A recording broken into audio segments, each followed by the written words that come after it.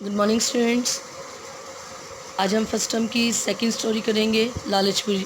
जिस तरह हमने लालचपुरी बला पहले की है स्टोरी, आज हम करेंगे चालाक लोमड़ी।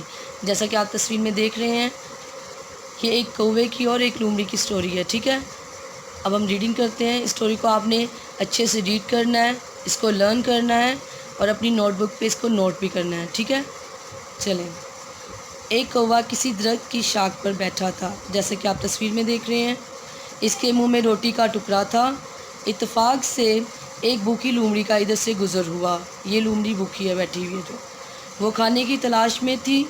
जब इसने कौवे के मुंह में टुकड़ा देखा तो इसके मुंह में पानी भर आया। इसके जहन में एक तरकीब आई।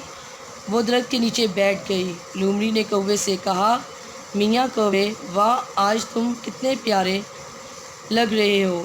तुम्हारी चोंच भी बहुत बड़ी खूबसूरत है। मैंने तो सुना है कि तुम बड़ा अच्छा गाते हो, मुझे कोई गीत सुनाओ। ये लोमड़ी और कौवा आपस में बात कर रहे हैं। ठीक है, कौवा अपनी तारीफ़ सुनकर फूले ना समाया, फ़ौरन काएँ काएँ करने लगा। जैसे ही इसने चोंच खोली, रोटी का टुकड़ा ज़मीन पर गिर पड़ा। लोमड़ी ने झट से इसे उठाया और वहाँ से चल दी।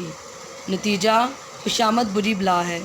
मतलब कि किसी से अपनी तारीफ़ सुन के ये मत भूलें कि उसके पीछे उसका मतलब क्या है। ठीक है, अब इस स्टोरी को आपने अच्छे से लर्न करना है और इसको नोटबुक पे नोट भी करना है। Thank you.